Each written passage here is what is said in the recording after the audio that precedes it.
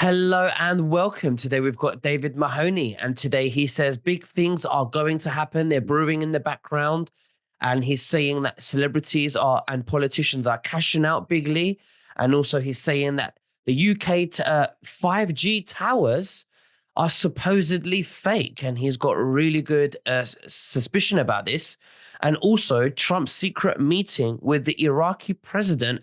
Could this mean anything about the Iraqi currency, the Iraqi dinar? We're about to find out. Now, just before we begin, you can subscribe to my Instagram channel at nicholas.veniamin, where you can follow all my daily news reels. David, thank you so much for joining me. How are you and what have you been up to?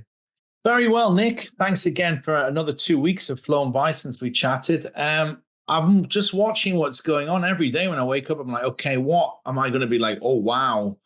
Wowing at today. So the last couple of days, I've uncovered quite a few interesting things. I think the main one is there's something brewing, Nick, because there's a lot of pointers.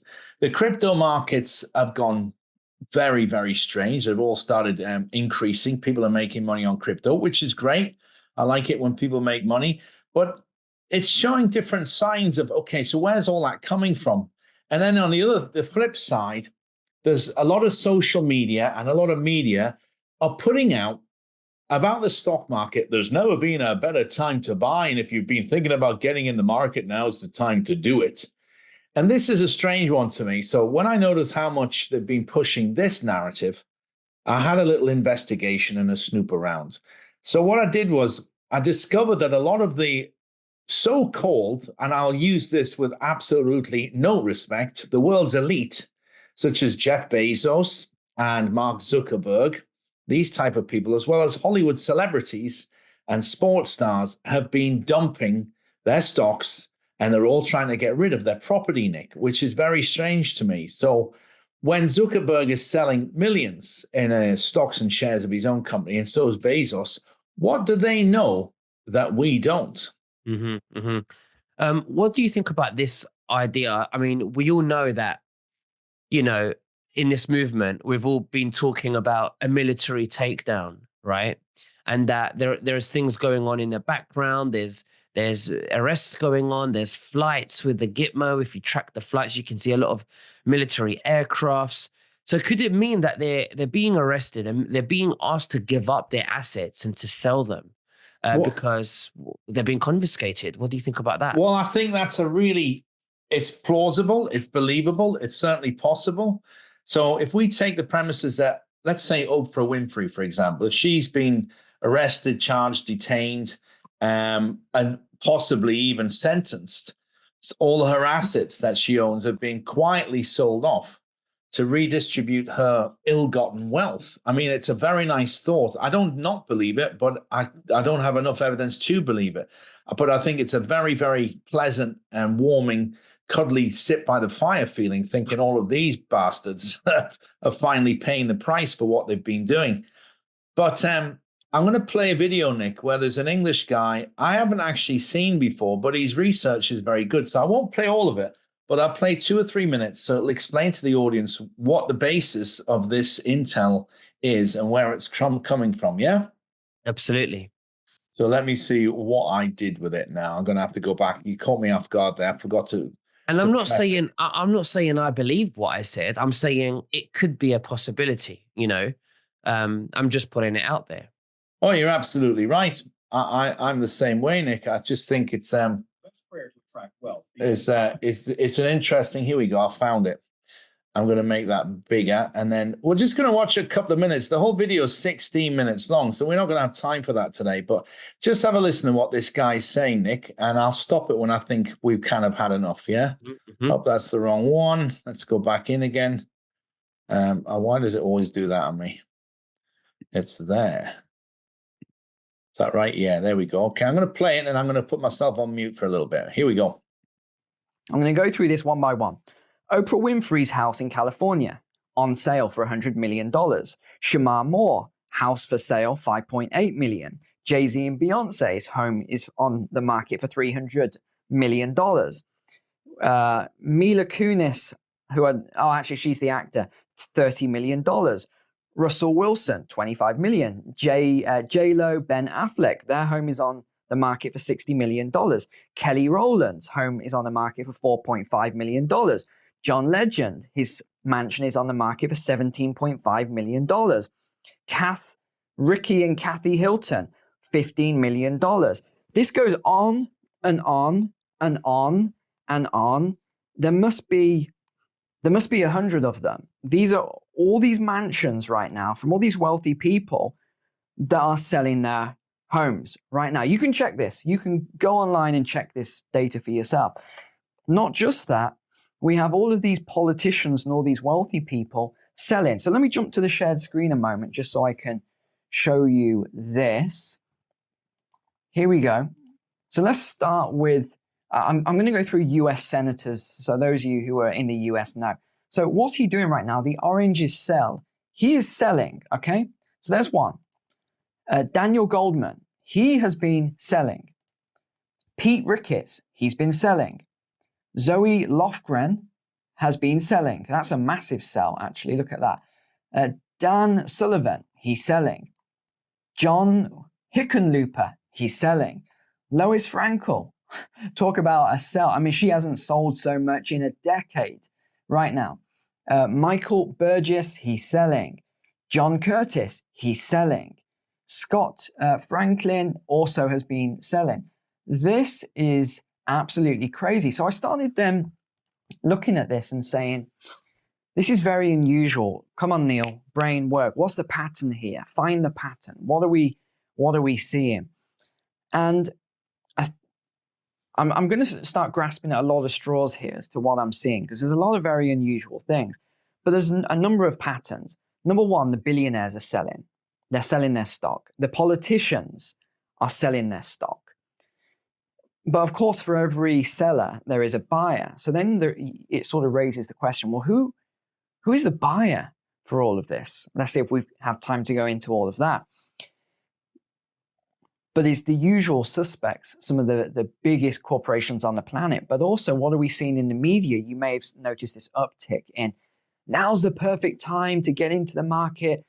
And the patterns I'm seeing at the moment are the exact same patterns that we saw. And again, I'm not saying this is going to happen, but I'm just saying we're seeing these same patterns as what we saw during the Great Depression. You saw the roaring 20s going towards the Great Depression. Now, I'm not saying we're going into an 80% market crash. I'm definitely not saying that. I don't even think that is what we're seeing or what we are going towards, because there's so much liquidity floating around. If you've taken my finance courses or my stock market course, you'll understand what I'm talking about here when I talk about all this liquidity, because liquidity is now detached from a lot of the valuations. So what we're seeing is so much liquidity being created, and we have to create the liquidity because of the GDP. And if you think about what GDP is, and then you connect it to the liquidity and you connect it to productivity and the demographics and who's working and who isn't, and now this massive uptick in people who are sick, who are unable to work, what they're calling still long COVID and other stuff. I think it's a load of nonsense myself, but this is what we're seeing. So my brain's going, okay, I know you're jet lagged, but what is it what's this pattern we're seeing here? It goes on for another 12 minutes, Nick, and he goes through some details about Bezos specifically and Zuckerberg. But the premise is, listen to the key words there, liquidity. All of these politicians and Hollywood and sports personalities, what are they trying to achieve? They're all trying to achieve liquidity. They need to be able to move fast, have it in liquid, not tied up in stocks and shares and large properties. And this, to me, it's never happened before. So there's definitely a pattern here of why are all these people trying to be liquid?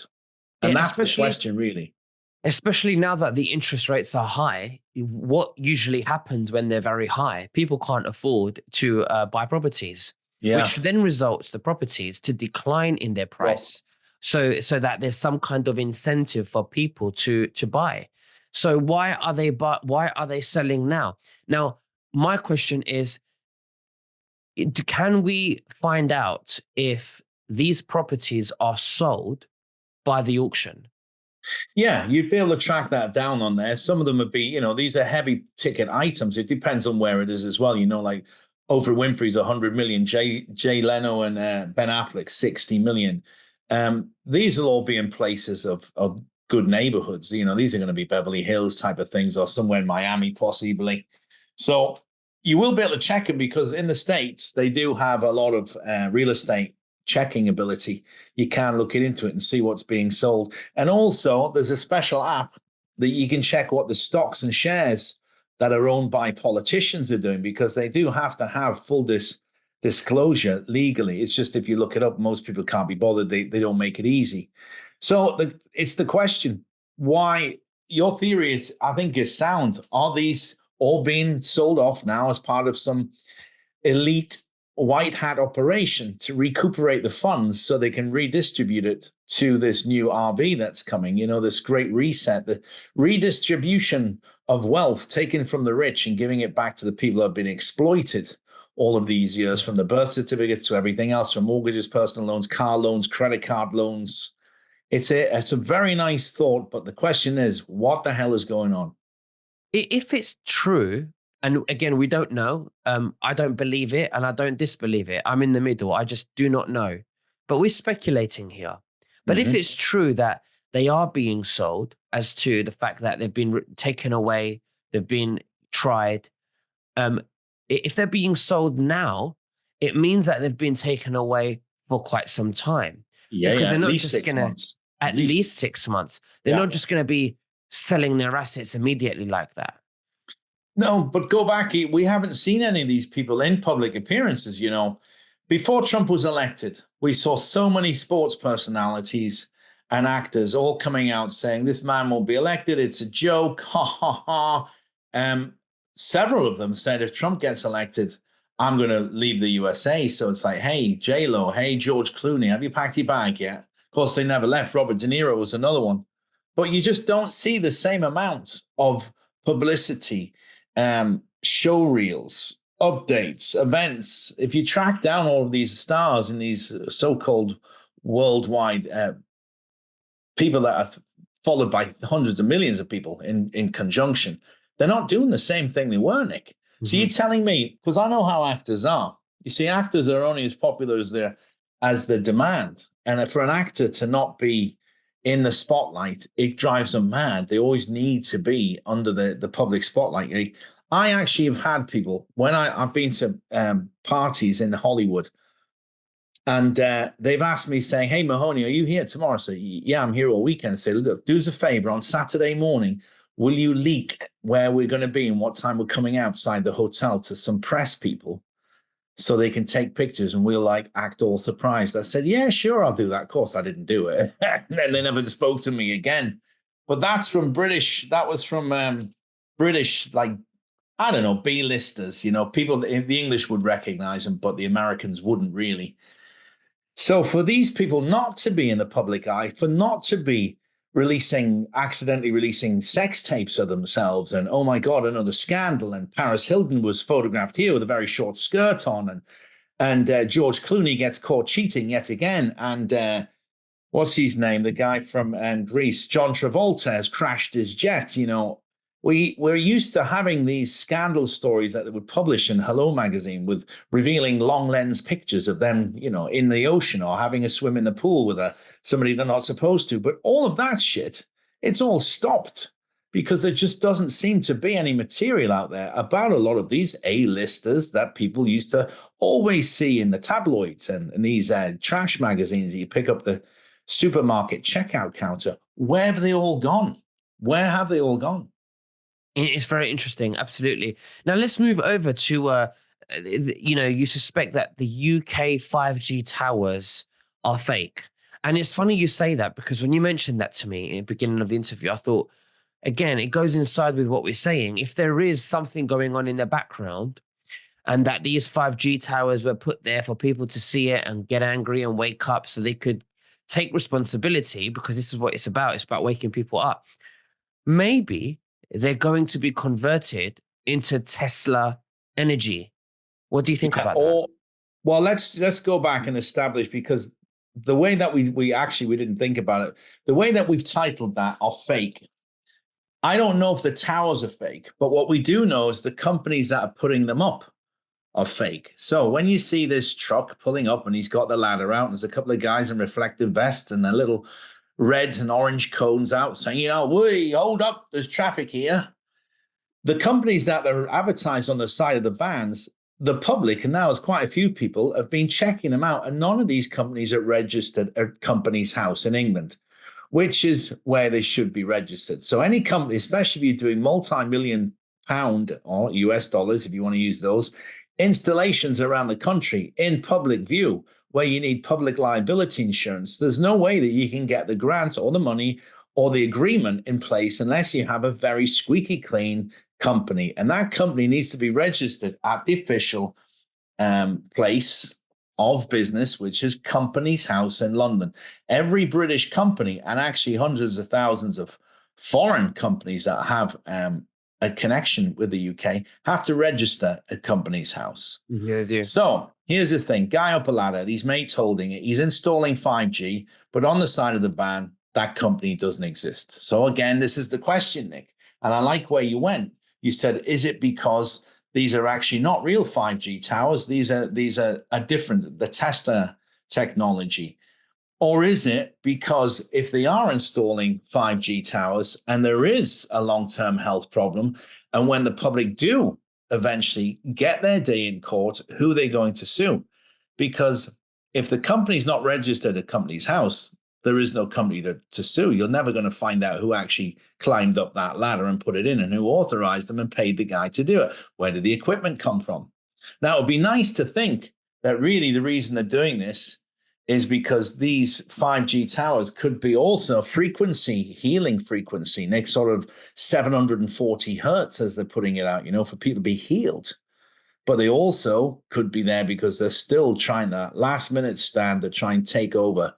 Because Putin's had all of his 5G towers removed. Did you know that? No, I didn't know. Yeah. Putin has had them all removed because he said it on the base. It's harmful to the health, specifically to children. And he's actually had 3 company executives in very exclusive neighborhoods outside Moscow, multi-million-dollar private homes. These 3 very wealthy developers who ignored him and refused to do it, he's actually had them tried and executed for crimes against the public. There's no getting around it because the technology is out there. They can prove that they are harmful. So I don't know what the real reason is, but it's certainly nefarious and it's certainly hidden. Why would the companies that are installing these towers all over the United Kingdom need to have fake and false company names on the side of their work vehicles, vans and trucks? It's a big question. And again, no one's answering it. All of the people that need to be answering it are suddenly unavailable for comment. So that's very interesting, Nick. I like where you went very much. You turned what could be a scary, negative, horrible thing into a possibility of, hey, they're healing towers, they're Tesla technology towers. I would love to think that. I mean, that is bizarre to think that. I mean, and it could be a bizarre possibility that could happen. I mean, if you told somebody we're going to lock down the whole world just 4 years ago, they would think you're crazy. So now I'm very open to many things now as to what could be in the future. But again, maybe the other reason for showing fake companies is to protect themselves. Cover their asses. Yeah, to cover themselves, yeah. I'll tell you another thing that I've just remembered about, Nick. It's amazing how many people in positions of power in the USA are trying to dump their American passports now. And here's where this is going, right? There's a special department that you have to say, hey, I'm handing back my US citizenship. And they ask you why. People would bite off their left hand to get a US passport. So why you want to chop it in? And the 2 countries that they're doing it the most, one is Israel and the other one is New Zealand. So New Zealand's applications for passports when they're changing their citizenship have skyrocketed. Now, Israel will never publish the real figures, but we know from previous investigation that over 74% of the Senate all have dual nationality and hold a second passport to Israel. And Israel is the country that you can't be extradited from. So if the shit hits the fan, or in this case, when and all of the public are screaming, you took the money, you took the bribe money, you took all that US tax money that we sent to the Ukraine. It never really got there because the US Treasury cannot account for not millions, Nick, trillions. Where's that money gone? And they openly admit there's no invoices. All that money that was sent to Zelensky, here you go, there's another couple of billion, here's another couple of billion. What's he done with the money? Where is it? He doesn't have to give invoices and bills and show what he's doing with the money. They just keep sending money. And this stinks of high-grade corruption scandal because for every $10 that actually gets sent there, we know that the people of the country are not seeing it in benefits such as first aid and medical stations and emergency rations or emergency power that's coming on or sorting out sewerage systems. We can assume that all of that money is somehow being filtered back or being held in banks in the Ukraine for most of the people in the Senate that voted yes, let's continue to send it. So all of these people, it ties into what they're doing. They're getting ready. They're dumping what properties they own in the USA. If they're all holding second passports to countries that are very difficult to go and get them, it's not just for tax evasion. Come on. You know what? If you've got 250 million and you get a tax bill for 30 or 40 million, and it means if you don't pay it, you're going to be hunted down wherever you are in the world and brought back to trial and face a prison term, you're going to pay it because if you got 250 million, losing 30 million, you're not going to notice the difference. Mm-hmm, mm-hmm. So there's something very strange going on, and all of this is somehow all tied in together. Mm-hmm. Very interesting. Yeah. No, of course, very, very interesting. Now, you're saying that Trump is. How do you know Trump is having secret meetings in Iraq? Yeah, I get this from a very good intel source who's an expert about the whole Iraq thing.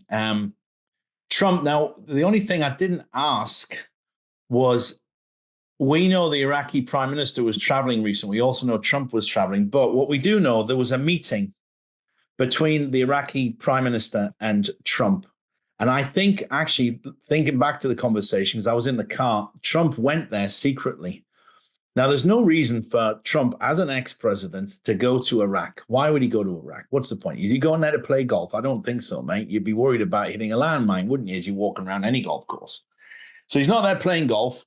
I doubt very much he's designing any sort of resort out there like he does in a lot of these countries. For example, in Oman, Trump has a beautiful golf course project currently that's being built, an amazing looking place.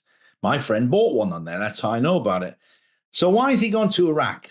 And why has Wells Fargo and Chase put the Iraqi dinar on their screens now, getting ready for trading? Because it's on there. It's like putting something on the menu and saying we don't have it. Well, what's on the? Why is it on the menu? I don't know. We used to have it. Now we don't have it. And this is how they call them the back screens, because the Iraqi dinar has been placed on the back screens in these Forex trading boards, except there's no real numbers on it, but it's there. Or it's like, again, like a menu chalkboard. You just get ready to write it in how much it is. And then there you go. We've got fish of the day. This is how much it is. And this is how I feel this whole Iraqi thing is at the moment, because let's not forget, Iraq is the country that they're predicting is going to be the first to go, because it suffered so much from the invasion, from first of all, Desert Storm, and then the next one. The entire country was torn apart. The infrastructure is in shreds. The political situation is volatile. They're always fighting between the Shiites and the Sunnis and Sunni. What are they called? The second one, Sunnis? I've forgotten now. And you can't have any security there. They've got billions and billions of barrels of oil. It's one of the wealthiest countries in the world when it comes to petroleum. It's a very good grade of oil as well. A lot of squabbling over it. So when that country's valuation of its money, because it's been artificially lowered, because don't forget, that's in the advantage of the black hats. They go in there and say, well, you're what used to cost us $10. I'm going to give you 100 dinar for a barrel of oil. But when that used to be close to $100 or $60, now it's like 10.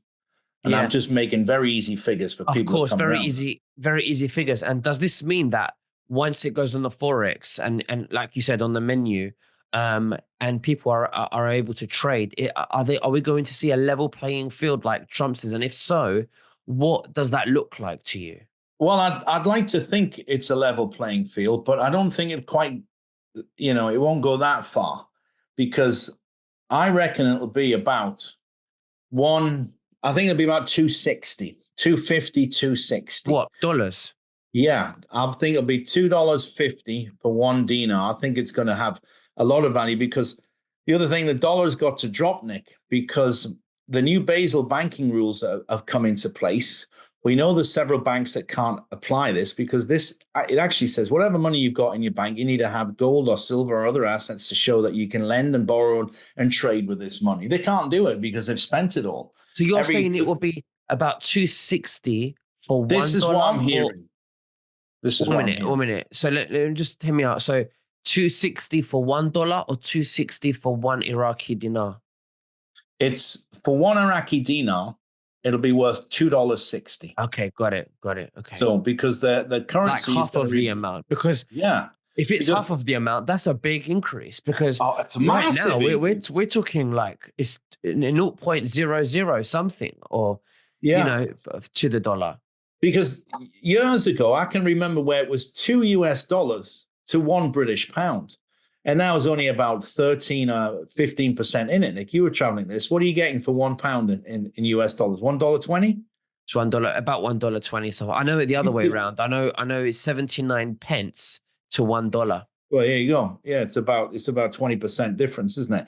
Now, I remember when it used to be double, 100% difference. It was only for a few months, but it was 100%. Imagine the buying power when your currency is double what it's worth. So if the value of the dollar comes down, we know that's going to happen because of all the BRIC deals that have done. Saudi Arabia, for example, are not doing any more deals in US dollars. There's also another interesting major shift, because there's a country in Africa that has now been taken over by a new president who said, we're not sending all our gold bullion, our raw gold, to be processed anymore in France. We're going to do it here in our own African country, and we don't want to have anything more to do with you. So all of the African countries are kicking out all of the European overlords, because they're now having the stomach to stand up to them, because they're kind of joining together. They're looking to the neighbors and saying, are you going to do it? Yeah, I'm going to do it. Well, I'll do it too. What about you? Yeah, okay, if all three of us do it, we'll do it.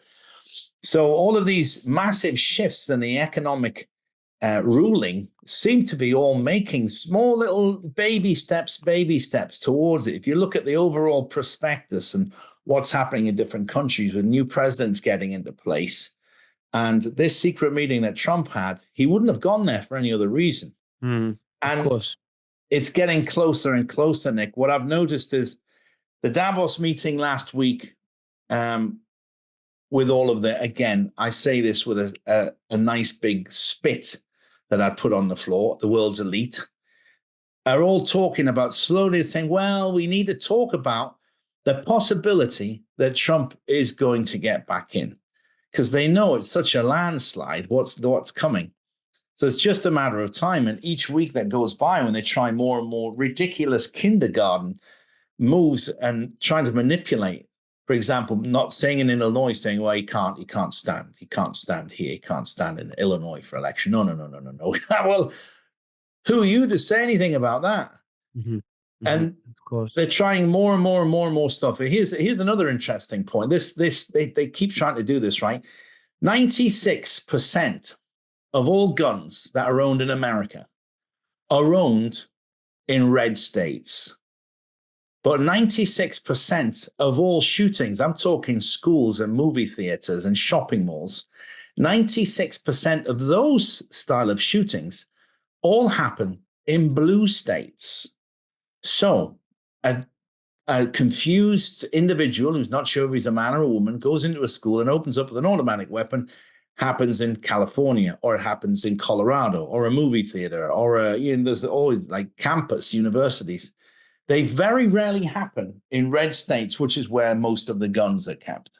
That's a weird statistic. And what they're doing there is, again, trying to use these incidents of innocent people getting murdered, which, by the way, many people have investigated the names. Like when they say there's 17 children, they couldn't find one children's name registered on a birth certificate in that state. None of them. And then there was also video coverage of the same father crying on television.